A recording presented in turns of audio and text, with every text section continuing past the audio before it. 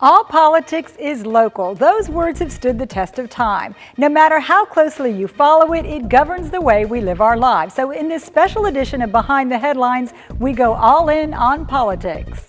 Starting with food for thought, the League Club luncheon was quite the talker. The local civic organization drew a huge crowd to listen in on political crosstalk.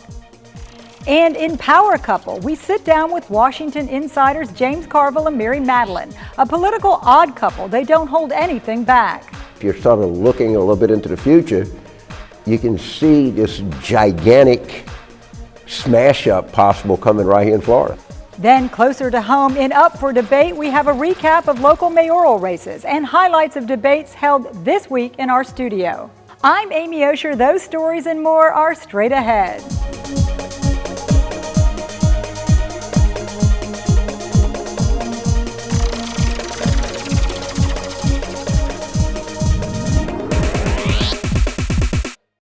Welcome back to Behind the Headlines. Talk about food for thought. The best of both was on display in Naples recently as the League Club held its annual fundraising event serving up two political powerhouses. Quite a talker. It's the biggest fundraiser of the year for the League Club. Since 1986, the club, made up of former junior leaguers, has provided more than $3.2 million to help fund local agencies. Their success is based on bringing in the best and brightest speakers. You know, there are all kinds of things we think of. What is going on in Naples at the time, what is going on in the world, and who would be a draw for our community that they would want to come to this event, because the more people we have, the more money we can raise, and then the more money we can give back to the community. The program this year was She Said, He Said, Love, Life, and Politics, presented by Northern Trust. The crowd feasting on insights from conservative commentator Mary Matalin and her husband, liberal commentator James Carville, both top strategists. Each helped a candidate win the White House, first George H. Bush and later Bill Clinton. The political power couple has close ties to this year's presidential election as well. When we sat down with them, there was both a Bush and a Clinton still in the running. I don't think we could have asked for two better guests than political strategists Mary Matalin and James Carville. And I'm so thrilled to have you here because I keep asking myself, in this political season, are you having a blast or you find it excruciating? I'm having fun. I mean, anytime that something is, you know, it's you don't know what's going to happen. You just see one crash after another, and it's particularly fun to have been involved in so many in other cycles, and to be able to watch this one from like 30,000 feet. But it's been unpredictable, and I think it's going to continue to be unpredictable. I agree with my husband, which might be the last time today, but this is my 11th or 12th, whatever. I think the first presidential campaign I was involved in was 76. So this is absolutely nothing is happening in the way that we learned or experienced. However, some things never change, and I think by the end of this we'll be able to go back to Socrates or Athens, or you know, there's some things that are never going to change, but this one is thrilling. I think there's some chance that we might have some lasting changes in this election, because, you know, even if Trump and Bernie fade, which most people think will happen, the residue of the aftermath of it is not going to go anywhere. The forces that produce this kind of phenomenon, I think, are going to stick around here for a while. Which also isn't new in the history of our country. Both parties have abandoned their original purpose, or abandoned their base, so to speak. So it's not like we haven't gone through party switches in the past. We are a two-party system because we're a two-philosophy system, and this is the Whigs. I mean, I've been mad at my party. I'm one of those angry Republicans. I'm not taking my anger out by being for Trump, but I would say the same thing in his party. They're not so angry, but there's different kinds of Democrats. Yeah, it's generational, it's also philosophical. It makes you wonder, what you were saying, are we on a precipice, though, of the grassroots eventually becoming the new establishment of each party, since people seem to be rejecting what we've thought are the candidates that should be moving forward? That's a good way to put it. I mean, but honestly, it's evident that people feel like whatever they're getting from their party or from the establishment is something something other than what they want, and it being heard. But other politicians in the future are going to hear what's happened. This is not going to, I don't think this is going to go away by some magic wand. Now, you know, at the end of the day, we'll probably end up in a fairly traditional general election, but getting there is it's like all of the fun. It's the fun. Do you think that when I started in news, politics was so serious, and political coverage and reporting? Now it's kind of a spectacle, and it's a sport to watch all this stuff, but it's engaged more people in the conversation. Do you think by having more people involved, tweeting, looking at stuff, seeing every aspect, has that really changed the game? It has made it, we always said that politics was showbiz for ugly people, but it is very theatrical these days. We sort of share the opinion that the velocity and the volume of information is not as important as what it is you're saying. So it's changed the tactics, but it's not changed the way campaigns have to be successful, which is to communicate a relevant message clearly and often, which ironically, the most theatrical showbiz guy who's doing that is Trump. If you listen to him consistently, he says the same thing over and over and over and over and over. And about the time you're ready to, it's just penetrating, so. I guess if you go from Bob Dole to Donald Trump, or you go from Walter Mondale to Bernie Sanders, I mean, wow. That's a pretty big gulf. I mean, it is, you know, if you stop and you think about the people who are running now, and particularly the people who are generating most of the buzz, and, you know, in a lot of the polling. I mean, this is not some sort of creation of the media. They're actually, you know, winning elections out there. And, it is, and I think it's, you know, a product of a lot of different things. You know, of course it is, but I mean, right now we're going to have to. This thing is going to have to work its way through the system, and I think we at the public are in for a really good ride. But you know, maybe it's a good thing that people have these kind of alternate candidates and they can get involved in it, and who knows? Maybe the civic IQ of the nation will go up somehow in the process. I don't think people are involved because it's more entertaining. I think they're involved because they're scared and they're anxious, and they're producing candidacies like Trump for the same reason. Actually, a luxury of a well-functioning state is apathy. I mean, people don't really want to have to pay attention to politics like you do, like we do.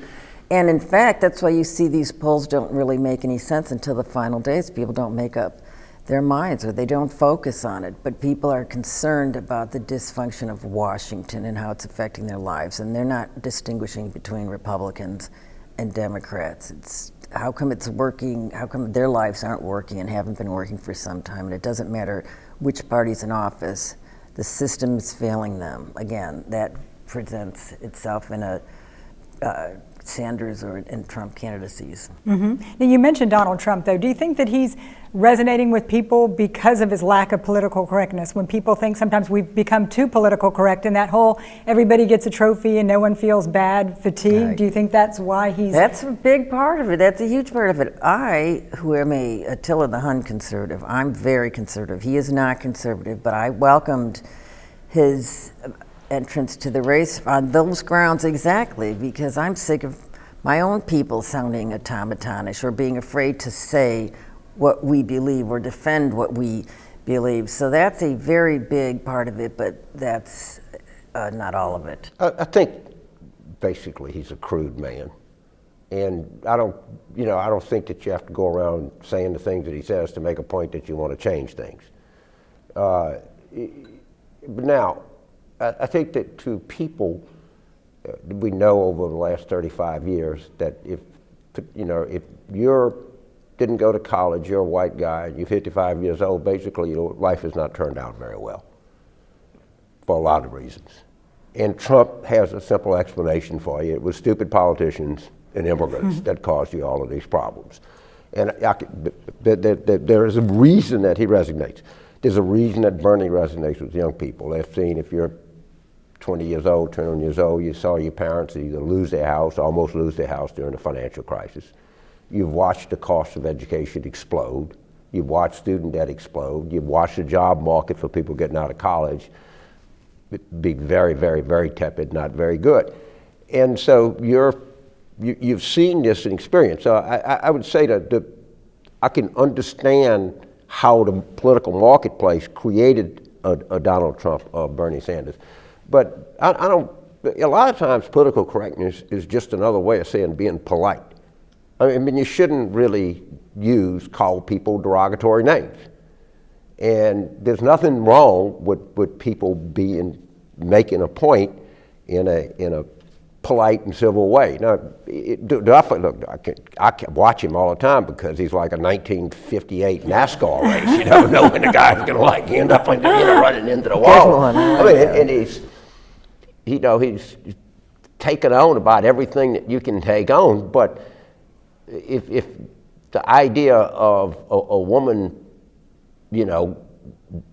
going to the bathroom disgusts you, then there's something wrong with you. All right, I'm gonna totally agree with this. There's a difference between being polite and sensitive and what passes for sensitivity today, microaggressions and all of that.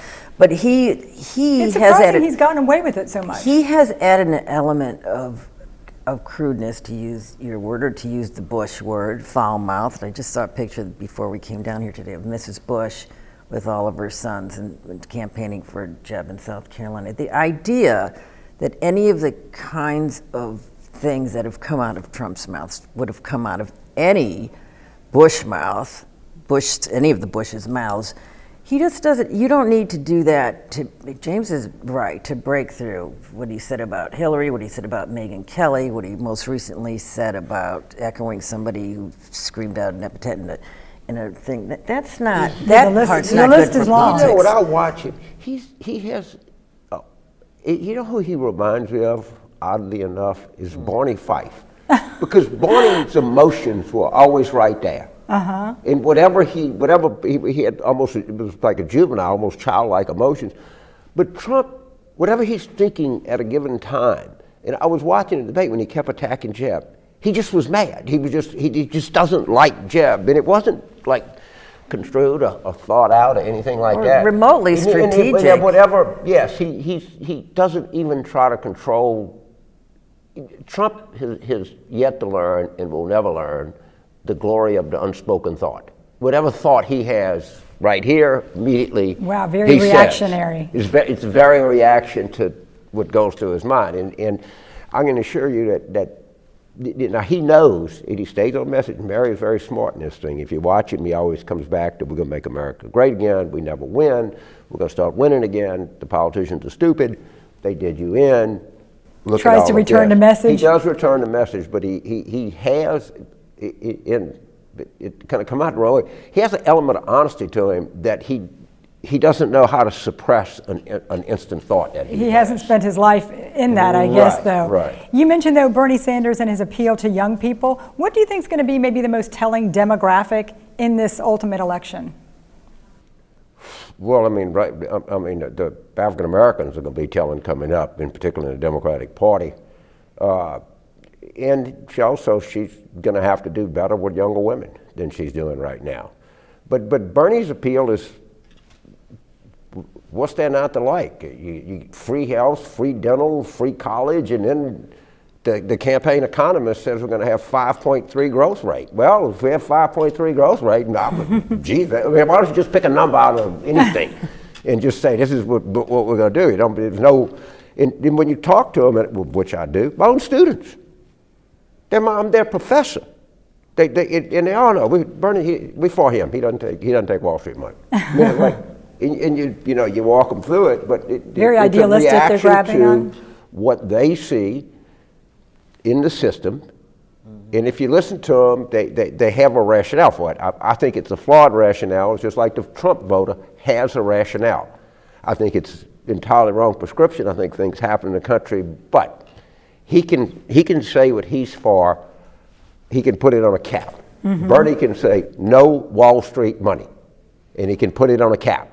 If you say there are 5 things that we need to work on all simultaneously, well, you can't put that on the cap, and you're caught trying to explain a lot of different things. Before we leave the national stage, two candidates from Florida, people had very high hopes for, Jeb Bush and Marco Rubio. Neither of them, to this point, have really come up to expectations. What does that say? Florida's an important state when it comes down to it.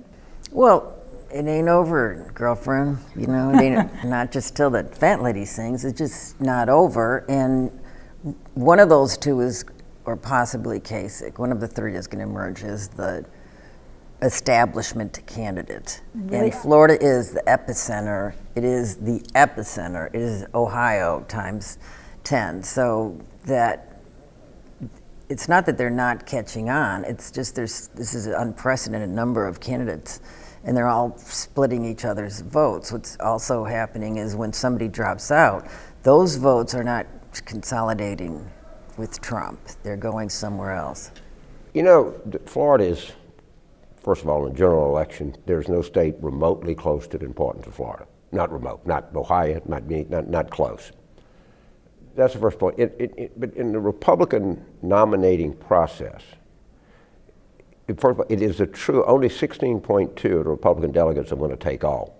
Of that, Florida is one of them. Majority of the winner take all delegates come out of Florida.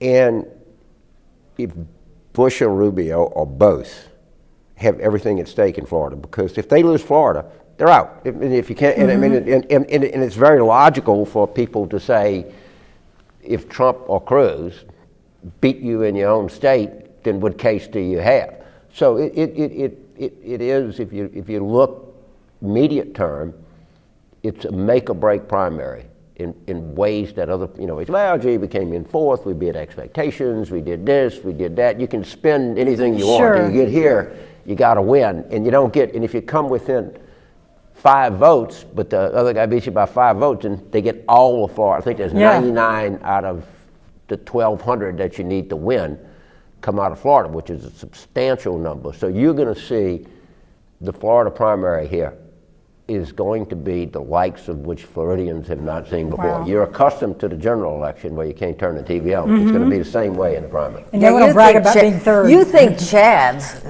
was something. Wait till you see this primary. Yeah, and remember, if it's close, it's winner take all. Oh, wow. So you don't Yeah. get, there's no, unlike New Hampshire or unlike all of the In other words, you SEC get states. all the delegates with the plurality of the vote. Yeah. So if you get 31 and the other person gets 30.9, another one gets 30.5, It's another a gets world of whatever, difference. you get all 99. Sounds like the last putt in a golf match. It really is. It is, and I can see if you know, again, if you're sort of looking a little bit into the future, you can see this gigantic smash up possible coming right here in Florida. It's weird that the most, not saying this because we're guests here in Florida, I'm just saying it because it's a fact. Part 2 of that interview is coming up later in the show. After the break, talk moments from our local mayoral debate.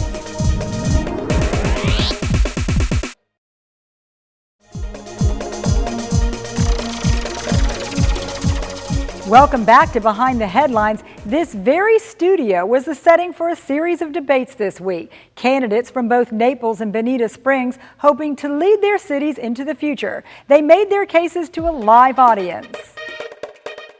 Hoping for a show, more than 100 Collier County residents were up for a debate, filling our TV studio to watch candidates for mayor face off.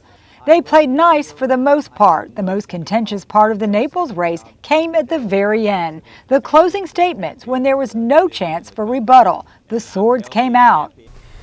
John Sorey is not a consensus builder. John Sorey basically does what he wants when he wants. I guess that's why he feels comfortable with taking credit for everything from putting sand on the beaches to the River Park pool. At accomplishments, getting things done, yes, you have to listen. But listening hadn't gotten us much. We've got to listen and then put those into action as we go forward. Due diligence issue in reference to Baker Park. It may have gone fast, but we were warned in an email by the city manager that it had been worked on over the summer. It was a fast track and that we could be done, but we ignored the due diligence, and that should have been done first. The following night, Bonita Springs was front and center, with 3 candidates for mayor taking the stage, each laying out their plans for leadership. Well, I think I'd like you to get off exit 75 and realize you're in Bonita Springs and you're somewhere special. That area right there is blighted. That area is overused. That area can come 1,000,000 miles quickly. Break even with the people in the DRGR area that own the property. Buy that property. You want to protect the property, don't just keep taking their rights away from them. Buy it. Buy that property. And then you can say, okay, we're going to preserve it. So what we're going to find is a city that people say, wow, that's something really I didn't expect to see when I drove through Bonita Springs.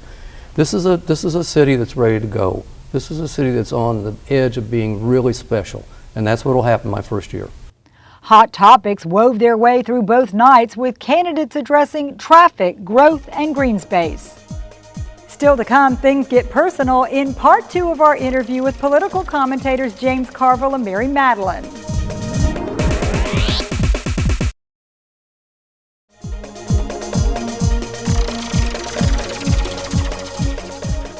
Politically, they're polar opposites, but James Carville and Mary Matalin are well matched as a married couple. They've raised 2 daughters together, written 2 books together, and managed to disagree without being disagreeable. In this final part of our interview, they get personal.